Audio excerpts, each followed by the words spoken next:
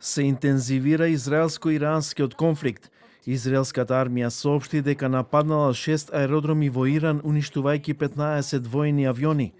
Сирените за воздушен напад се вклучиле во неколку области низ Израел, откако биле детектирани ракети истрелани од Иран. Врховниот лидер на Иран, ајатолахот Али Хамнеи, го нарече израелското бомбардирање на Иран голема грешка и голем злостор. Сионистичкиот непријател направи сериозна грешка, тежок злостор. Тој мора да биде казнет и ние го правиме тоа сега. Израел е многу близко до постигнување на својата цел за елиминирање на двојната закана од балистичките ракети и нуклеарната програма на Иран, изјави израелскиот премиер Бенјамин Нетањаху. Израел е многу близко до постигнување на својата цел за елиминирање на двојната закана од балистичките ракети и нуклеарната програма на Иран, изјави израелскиот премиер Бенјамин Нетањаху.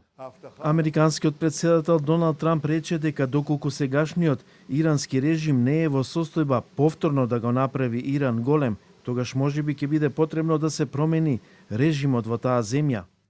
Не е политички коректно да се користи терминот промена на режимот, но ако сегашниот ирански режим не е во состојба повторно да го направи Иран голем, зошто да не се случи промена на режимот? Русија ги осудува неодговорните, опасни и провокативни потези преземени против Иран, изјави постојаниот представник на Русија во Обединетите нации Василий Небензија.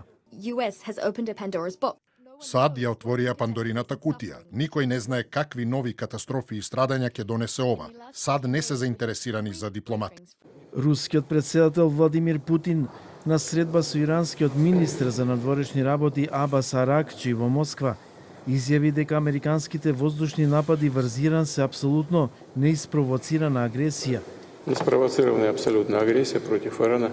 Тоа е апсолутно неиспровоцирана агресија против Иран. Таа нема никаква основа, никакво оправдување.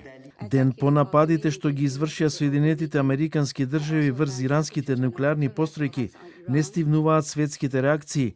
Покрај Русија и Кина и Пакистан предложија итна седница на Советот за безбедност за усвојување резолуција со која се бара итен и безусловен прекин на огнот на Блискиот Исток.